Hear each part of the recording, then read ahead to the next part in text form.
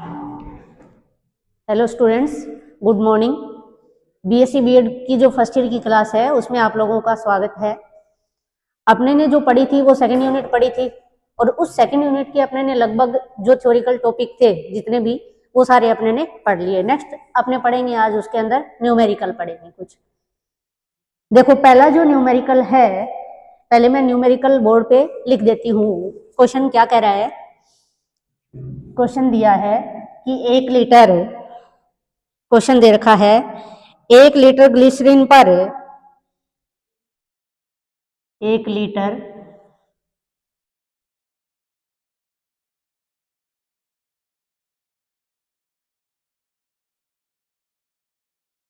Glycerine पर जब दाब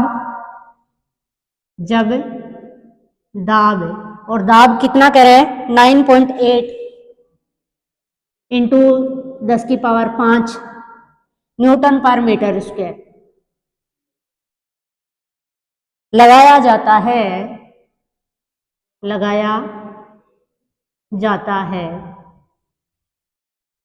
तब इसके आयतन में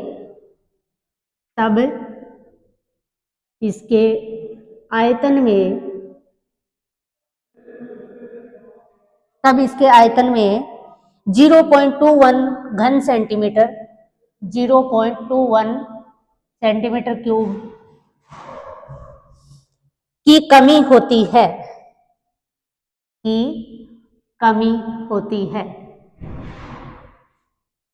ग्लिसरीन का आयतन प्रत्यास्था गुणांक क्या होगा?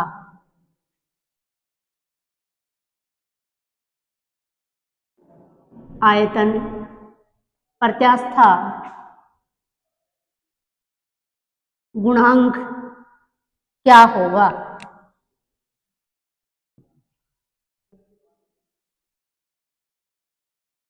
अपने को निकालना क्या है? ग्लिसरीन का आयतन प्रत्यास्था गुणांक निकालना है।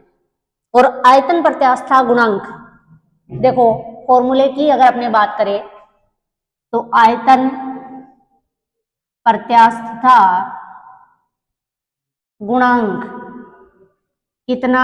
आयतन प्रत्यास्थता गुणांक यानी कि के, और के बराबर जो फॉर्मूला अगर आपने लिखे तो फॉर्मूला होता है अभिलंब प्रतिबल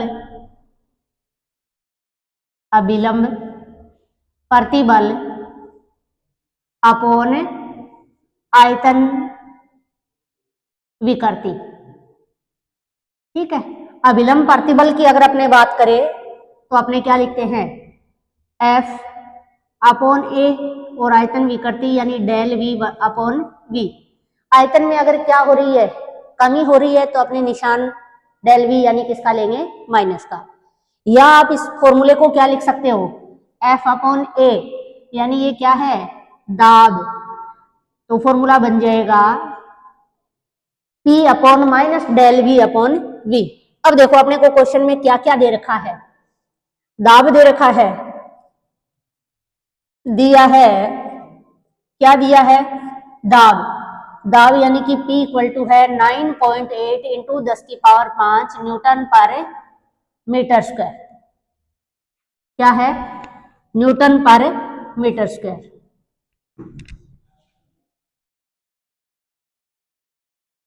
इसके आयतन में ये कह रहे हैं इतने की कमी होती है, तो आयतन में परिवर्तन कितना हुआ? यानी आयतन में परिवर्तन यानी कि कमी हो रही है, इसलिए कमी को माइनस से लिखेंगे 0.21 सेंटीमीटर क्यूब। अपने क्या करते हैं, ये देखो दिया है न्यूटन पर मीटर स्क्वायर के अंदर, इसलिए अपने इसको क्या कर लेते हैं? मीटर के अंदर कन्वर्ट कर लेते हैं। तो ये आ जाएगा 0.21 इंटू 10 की पावर माइनस 2, और इसकी पावर कितनी? यानी कि 3। तो ये आ जाएगा 0.21 इंटू 10 की पावर माइनस 6। किसमें आ गया? घन मीटर में। नेक्स्ट अपने फॉर्मूले में वैल्यू पुट कर देते हैं, तो K इक्वल टू P का मान रखिए 9.8 इंटू 10 की power 5 newton per metre square upon del V यानी कि आयतन में ये देखो यहाँ पे आयतन में जो परिवर्तन है वो अपने को ये इतना दे रखा है, और स्टार्टिंग में दिया क्या है, 1 लीटर दे रखा है। तो अपने ये मान लें कि ग्लिसरीन का आयतन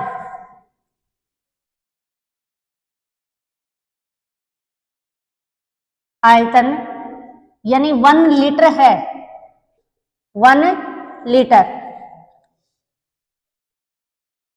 जिसमें कितने 1 × 10⁻³ यानी घन क्या आ जाएगा, मीटर। अब रख दो मान, आपके पास के पी का है, डेल वी रखिए 0.21 × 10⁻⁶ और अपॉन वी, और वी का मान रख देते हैं 1 × 10⁻³ ठीक है। हल कर लो इसको, k इक्वल टू आ जाएगा, कैलकुलेशन करो 9.8 × 10⁵ अपॉन यानी 0.21 × 10⁻⁶, और ये ले जाते हैं 10 की पावर ऊपर चली जाएगी -3। तो देखो 10 की पावर -6 है और 10 की पावर -3 है, तो कितनी बचेगी, 10 की पावर -3। ये आ जाएगा 9.8 इंटू, ये पावर भी ऊपर भेज दो तो 10 की पावर प्लस का हो जाएगा, यानी 5 और 3 8 और 0.21।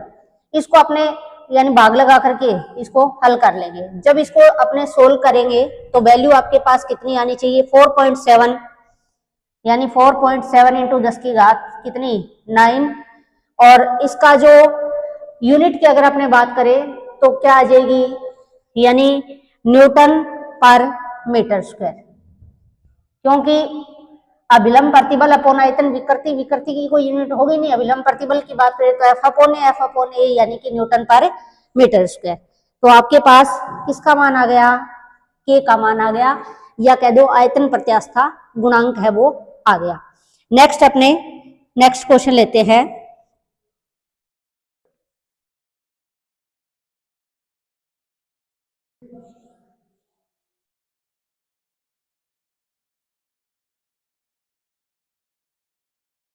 अगला क्वेश्चन अपना क्या कह रहे हैं, एग्जाम में जो क्वेश्चन पूछा जाएगा वो सीधे फॉर्मूले पे आधारित छोटे छोटे क्वेश्चन आएंगे। यानी एक घनाकार तांबे के टुकड़े पर, एक घनाकार तांबे के टुकड़े पर, घनाकार तांबे के टुकड़े पर 3.5 × 10 की पावर +3, 3.5 × 10 की पावर +3 न्यूटन का स्पर्श रेखीय बल लगाया जाता है। न्यूटन का स्पर्श रेखीय बल लगाया जाता है।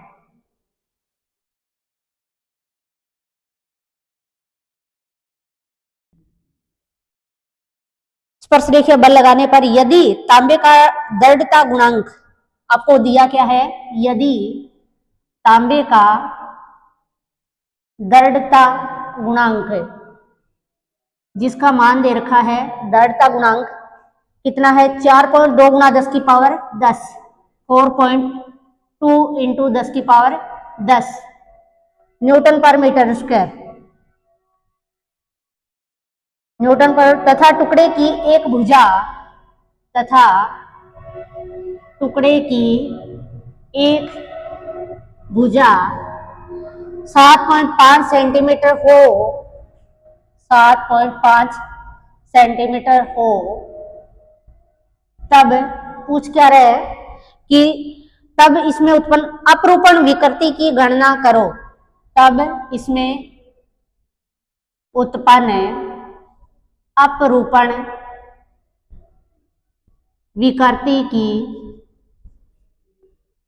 गणना करो। ये आपको क्वेश्चन सोल्व करना है।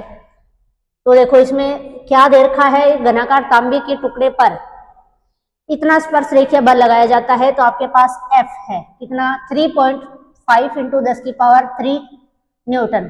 ठीक है, और तांबे का दृढ़ता गुणांक आपको दे रखा है, यानी कि तांबे का जो दृढ़ता गुणांक है उसका मान, स्पर्श रेखीय बल जो लिखा है ना उसमें ध्यान देना भाई, इसको स्पर्श रेखीय प्रतिबल जिसको F/A बोलेंगे, स्पर्श रेखीय प्रतिबल जिसको F/ क्या कहेंगे, यानी 3.5 गुणा 10⁻⁷, और A का अगर अपने पास मान देखिए तो कितना है टुकड़े, एक भुजा दे रखी है अपने को, देखना निकालना पड़ेगा, ये वैल्यू जो है वो F की है, और यहाँ टुकड़े की एक भुजा, और टुकड़ा कैसा है घनाकार, घनाकार टुकड़े की भुजा, और भुजा कितनी है 7.5 सेंटीमीटर।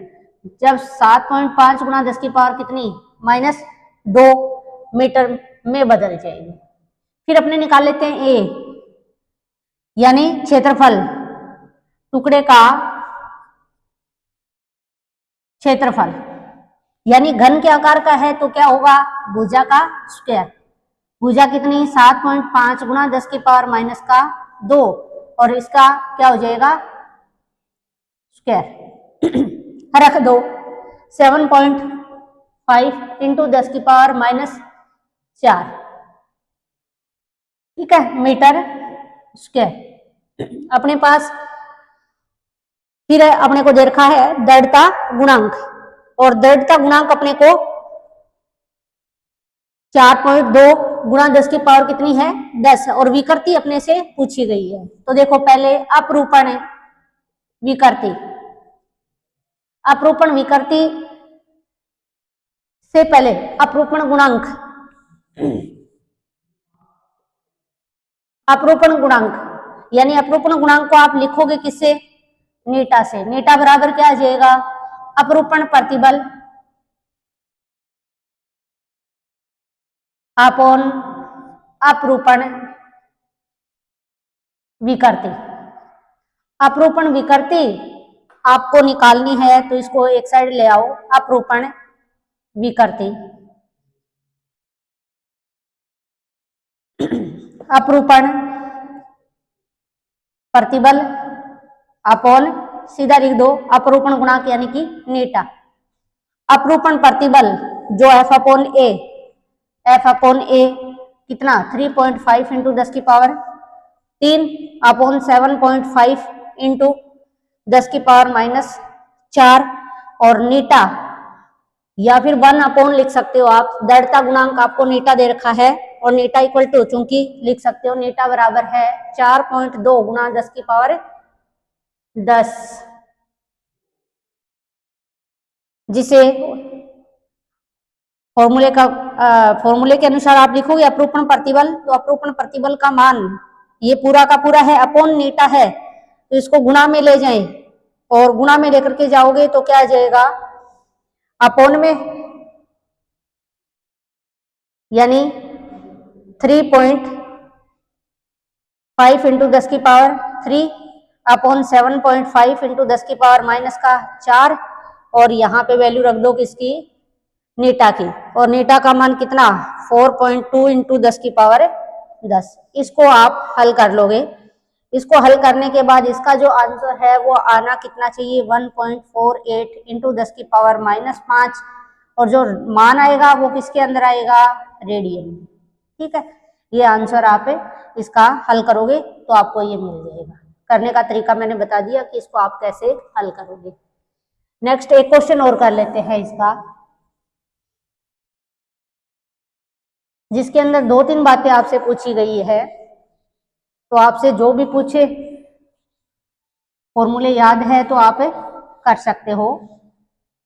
पहले क्वेश्चन देखो क्या दिया है, एक तो तांबे और एक स्टील की कोई छड़ की बात की है कि 1 मीटर लंबी व 3 वर्ग सेंटीमीटर परिच्छेद वाले,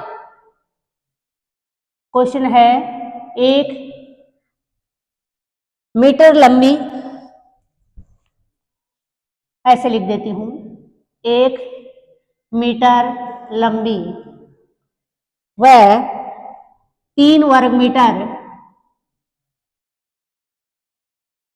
3 वर्ग मीटर, मीटर में नहीं दिया हुआ, ये सेंटीमीटर में दिया हुआ, 3 वर्ग सेंटीमीटर। परिच्छेद वाली तांबे की छड़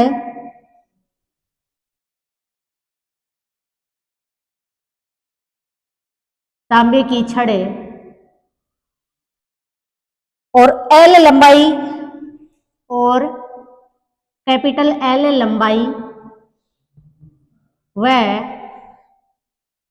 1 वर्ग सेंटीमीटर, 1 वर्ग सेंटीमीटर परिच्छेद वाली स्टील छड़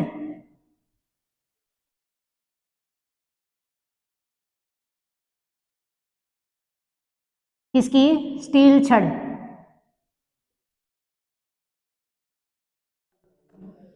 स्टील छड़ एक साथ एक सिरे पर कसी हुई है, एक साथ एक सिरे पर कसी हुई है।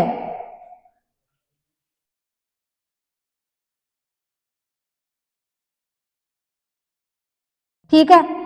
संयुक्त छड़ पर समान व विपरीत दिशा में, संयुक्त छड़ पर समान व विपरीत दिशा में, विपरीत दिशा में 3 किलोग्राम भार का, कितना? 3 किलोग्राम भार का, 3 किलोग्राम भार का कर्षण कसित है।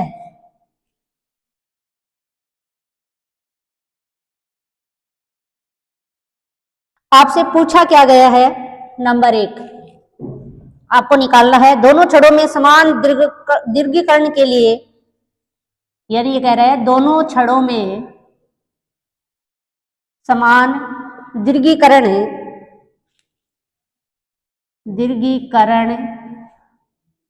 के लिए स्टील छड़ की लंबाई ज्ञात कीजिए। स्टील छड़ की लंबाई ज्ञात कीजिए।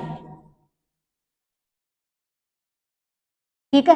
सेकंड क्वेश्चन कह रहा है दोनों छड़ों में प्रतिबल क्या है। दूसरा, दोनों छड़ों में प्रतिबल क्या है। तीसरा दिया दोनों छड़ों में विकृति क्या है। तीसरा, दोनों छड़ों में विकृति क्या है। आपको और भी कुछ दिया है, तांबे का यंग गुणांक और स्टील का यंग गुणांक, इधर लिख देती हूं। तांबे का यंग गुणांक और ये है स्टील का यंग गुणांक। यंग गुणांक यानी कि वाई, और वाई कितना कितना है? तांबे का जो दिया है वो 10 गुणा 10 की power 10 Newton per metre square. ठीक है।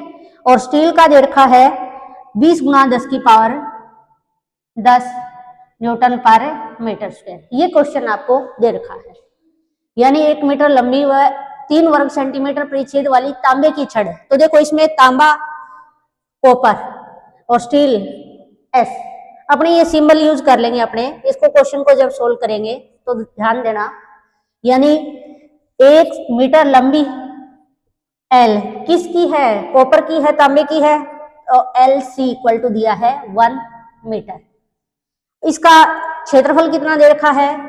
ए सी से लिख दे इसको, जिसका मान है 3 वर्ग सेंटीमीटर, यानी 3 सेंटीमीटर स्क्वायर। आप इसको 3 गुणा 10 की पावर -2 या सेंटीमीटर स्क्वायर है तो इसको -4 ऐसे लिख देंगे मीटर। ठीक है। और एल लंबाई व 1 वर्ग सेंटीमीटर परिच्छेद वाली स्टील छड़। दूसरा स्टील की बात कर रहा है जिसकी लेंथ कितनी है? 1 वर्ग सेंटीमीटर एरिया दे रखा है और कैपिटल एल इसकी लेंथ दे रखी है, जो कि एल एस लिख ले। स्टील की बात कर रहा है, कैपिटल एल। ठीक है। और एरिया इसका क्या दिया है आपको? ए एस बराबर 1 वर्ग सेंटीमीटर 1 सीधा लिख देते हैं 1×10⁻⁴, ठीक है, किसमें, मीटर में। और समान व विपरीत दिशा में ये कह रहे 3 किलोग्राम भार का समान लगा हुआ है दोनों पे। तो देखो F अगर C की बात करें कॉपर पे, और या फिर अपने F किसकी बात करें,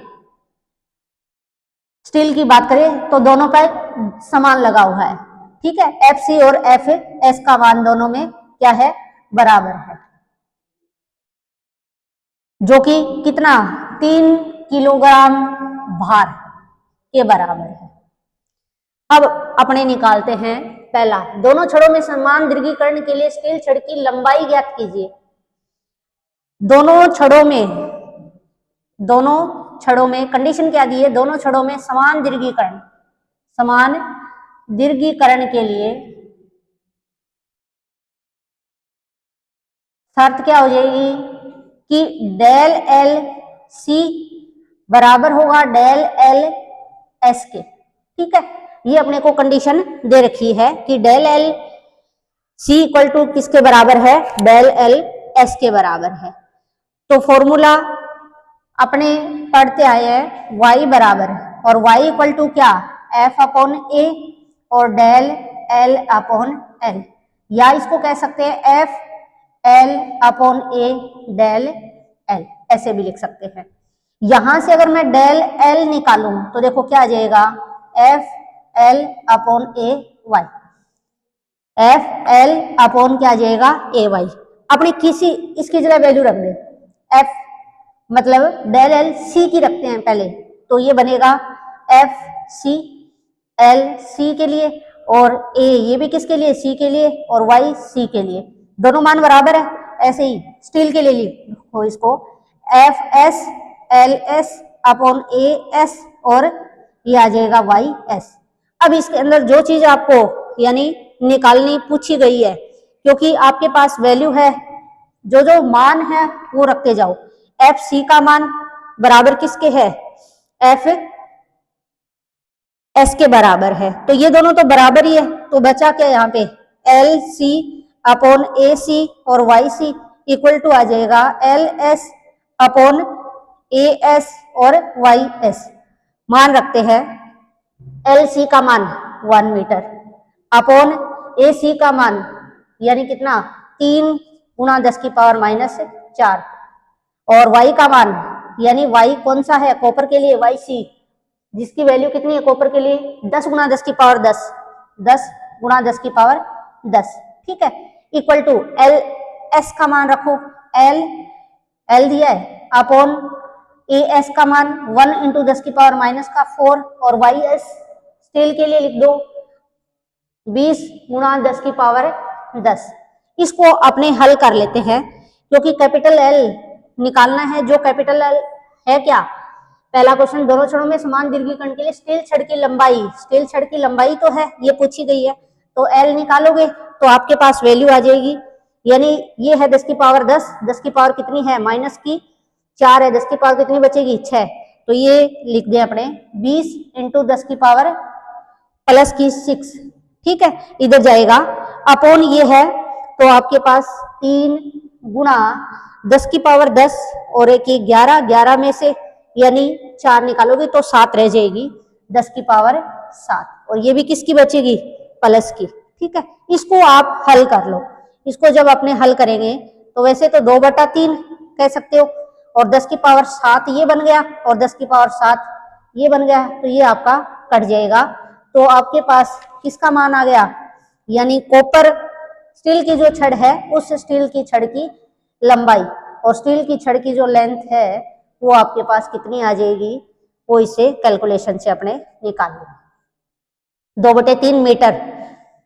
जैसे हल करो तो इसको आप पूरा हल कर लेना, 2/3 मीटर, पॉइंटों में आएगा, जो आंसर आएगा वो आ जाएगा। नेक्स्ट अपने बात करते हैं, पहला क्वेश्चन हो गया, फिर कह रहे हैं दोनों छड़ों में प्रतिबल क्या है, दोनों छड़ों में प्रतिबल निकालना है। सेकंड प्रतिबल, और प्रतिबल क्या, प्रतिबल यानी F/A की बात कर रहे हैं। F/A जब अपने निकालेंगे तो वैल्यू क्या आएगी, इसके अंदर विकृति। एफ का मान कितना, एफ का मान ये रहा 3 गुणा, देखो ये दिया हुआ है 3 किलोग्राम भार दिया है, तो भार F equal to M G लगाएंगे। एम द्रव्यमान तो 3 है, जी का मान 9.8 है, तो ये हो जाएगा 3 इंटू 9.8 अपॉन, यानी किसके लिए निकाल रहे हो आप, जैसे अपने बात करें एफ सी के लिए बात करेंगे तो यहां सी लगा देंगे। ए सी का मान वो रखो, ए सी का मान है 3 गुणा 10 की पावर कितना -4, 3 से 3 कट जाएगा, इसको आप हल कर लेना। 9.8 इंटू 10 की पावर ऊपर चला जाएगा 4, यानी प्रतिबल आ गया किसके लिए, यानी तांबे के लिए। दूसरा निकालेंगे अपने, यानी प्रतिबल का मान किसके लिए, स्टील के लिए। स्टील की अगर अपने बात करेंगे तो अपने एफ एस अपॉन आ जाएगा ए एस, ठीक है। एफ एस की वैल्यू रखोगे तो यही सेम 3 गुणा 9.8 अपॉन ए एस, और ए एस का मान अगर देखिए तो 1 इंटू 10 की पावर कितना है -4, तो आपके पास आ गया 3 गुणा 9.8 इंटू 10 की पावर क्या 4। प्रतिबल का मान एफ अपॉन है, तो यहाँ Newton per metre square unit लगा दो, ये भी किसमें न्यूटन पर मीटर स्क्वायर। बाकी इसको 9.8 को 3 से मल्टीप्लाई करके और इसका आंसर आप निकाल सकते हो। एक और है दोनों छड़ों में विकृति क्या है। अगर अपने को दोनों छड़ों में क्या निकालनी है, विकृति, तो विकृति फॉर्मूला आपको पता है,